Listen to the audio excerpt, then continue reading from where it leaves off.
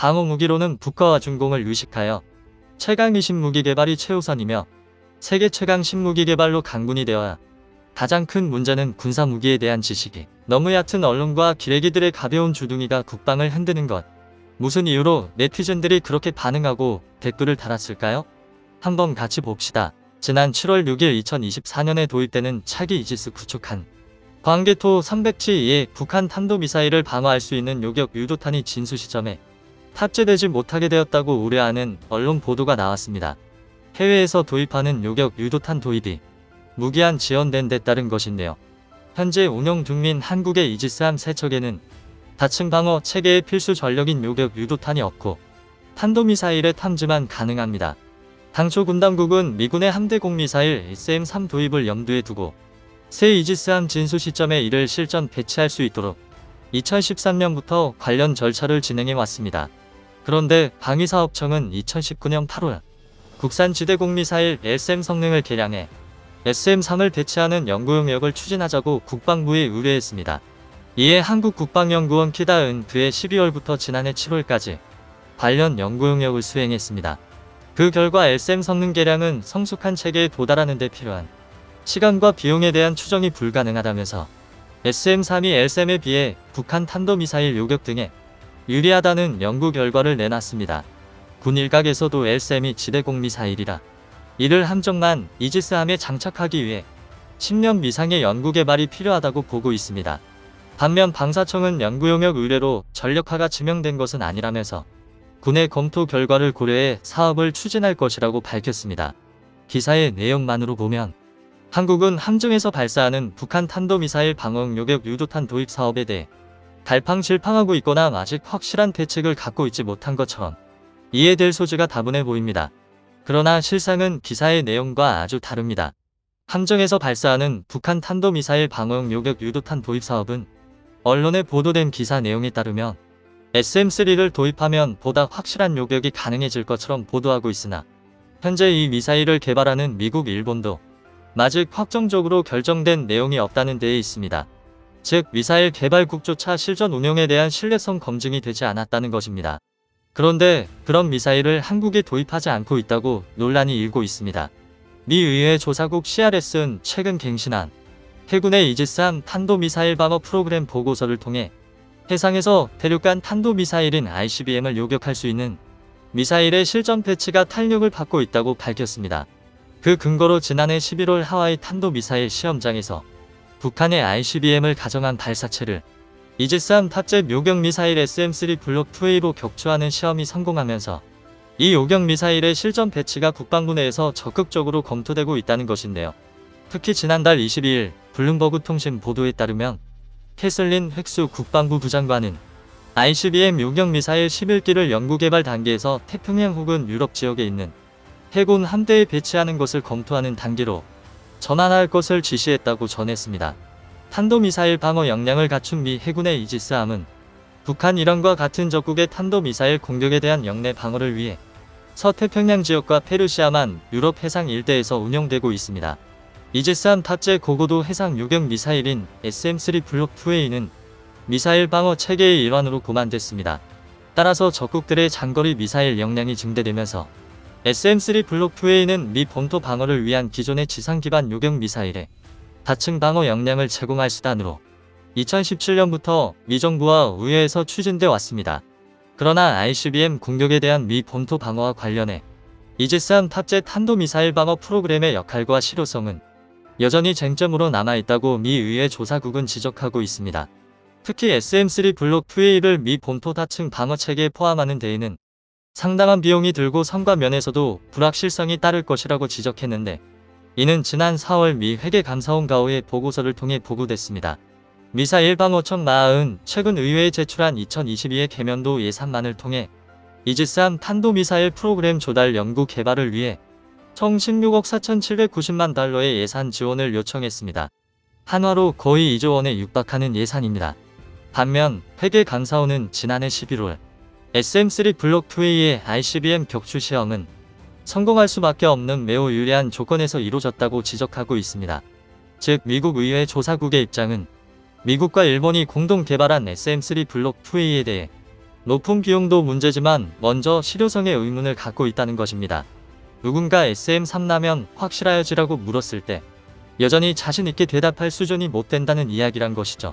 즉 한국이 국산 요격 미사일인 SM을 도입하기 위해 갈팡질팡하고 있는 것이 아니라 개발국인 미국마저도 도입을 주저하고 있다는 것입니다. 개발국조차 주저하고 있는 무장체계를 막무가내로 서둘러 도입할 나라는 세계 어디에도 없을 것입니다. 한 발당 수십억의 미사일을 검증도 안 된 상태에서 구입하겠다는 것은 말 그대로 호갱이 아니고서야 알 수 없는 일입니다. 그럼 미국과 공동 개발하고 있는 일본의 입장은 어떨까요?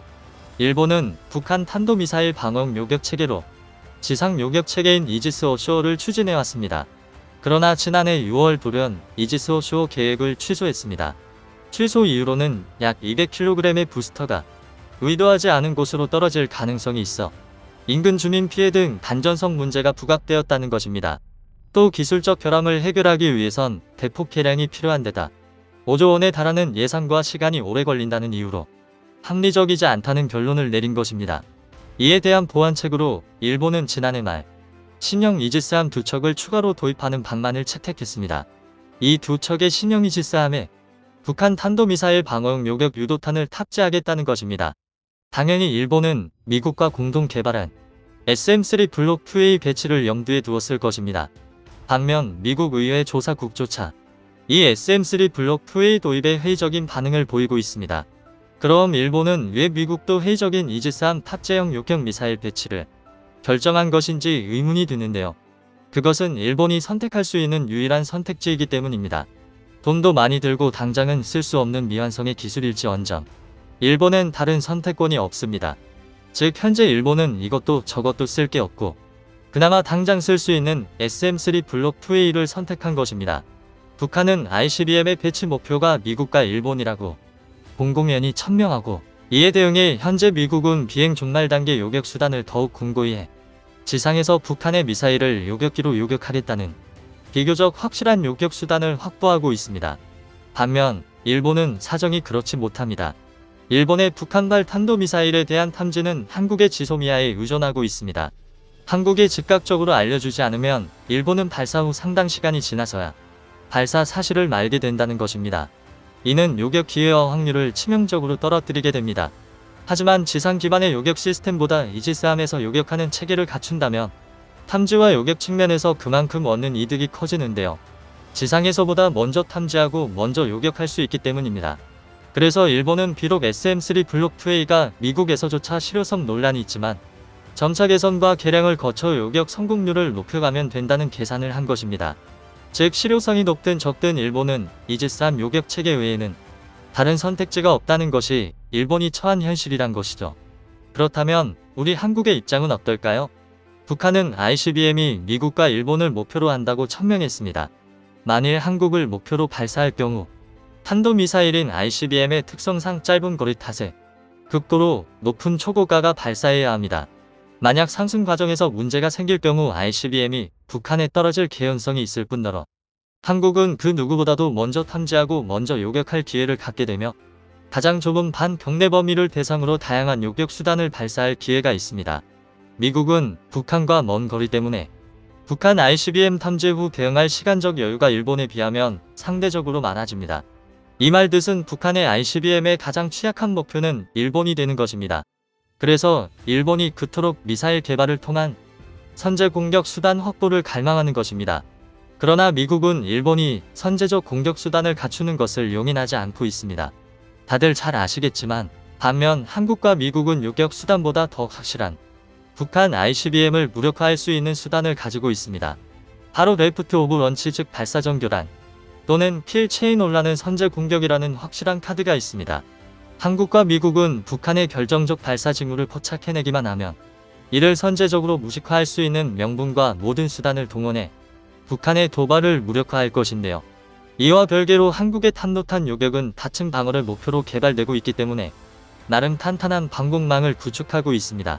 먼저 SM이 고고도 종말 요격을 담당하고 이를 돌파한 일부의 미사일을 패트리엇 팩2와 팩3 미사일 체계 그리고 한국형 중고도 미사일 체계인 천궁 블록2가 최종적으로 요격합니다. 따라서 미국에서도 논란 중인 SM-3 함대 공미사일 도입은 마직 시기상조란 것입니다. 그런데 한국의 이런 모습을 보고 일본이 충격을 받은 사건이 있었는데요.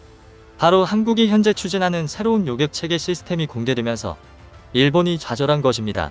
그 주인공은 국산 전투기 KF-21 보라매를 활용한 상승 단계 요격 시스템이 도입되기 때문인데요. 미국 공군은 2000년대 초반부터 저렴한 가격으로 3승 단계에서 적의 탄도미사일을 요격할 수 있는 수단인 공중발사 타격 알트크 체계를 연구하기 시작했습니다.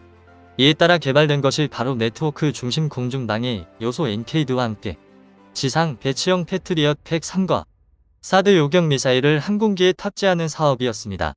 이들 가운데 가장 실용화에 근접한 것이 바로 엔케이드입니다. 실제 요격 시험에서 ICBM 역할을 수행한 오리온 로켓이 발사되자 F-16은 목표물까지의 거리를 100마일, 160km 안까지 좁힌 다음에 특별히 개조된 AIM-9X 미사일 2발을 발사했습니다. 당시 테스트는 탄도미사일 표적을 추적할 수 있도록 개량된 AIM-9X 기반의 적외선 신호가 정상적으로 모사 표적을 식별 추적할 수 있는지를 점검하고자 마련된 것이었습니다. 그런데 AIM-9X 미사일이 실제 표적을 추적한 이후 최적 경로로 표적에 접근해 타개하는 바람에 기대 이상의 효용성을 보여주었습니다. 그러자 미국 공군은 엔케이드 외에도 F-15C 전투기에서 지상용 패트리엇 103 미사일을 운용하는 개념도 연구하기 시작했습니다. 이외에도 유럽의 이즈도 타이푼 전투기에서 운용할 수 있는 상승 단계 요격 미사일인 공중발사 요격기 알리에어 론치트 인터셉터를 연구하고 있습니다. 이런 추세를 간파한 한국의 국방과학연구소는 한국형 상승 단계 요격 미사일 개발을 추진했는데요. 이스라엘 이비스 전체 운영 개념에 미국의 엔케이드 탑재 개념을 적용하고 유럽 이지의 알리 미사일의 성능을 추종한 독특한 모델을 개발 중입니다. 따라서 보도록 차기 이지스 구축 항광개토 새 배치에 미국이 일본 합작의 SM-3 요격 유도탄을 탑재하지 못했다는 것은 다른 나라들과 그 시작이 다르다는 것입니다. 한국과를 방해하는 사업은 도입 시점도 중요하지만 우리 군에 정말 필요한지를 철저히 따져보는 것도 필요합니다. 현재 한국은 미국 일본 합작의 SM-3 요격 유도탄은 없지만 한국형 미사일 방어체계 캠드에 더해 국산 LSM 개발과 KF-21 요격기를 활용한 상승 단계 요격체계가 도입될 예정입니다. 과연 어떤 것이 올바른 선택일까요?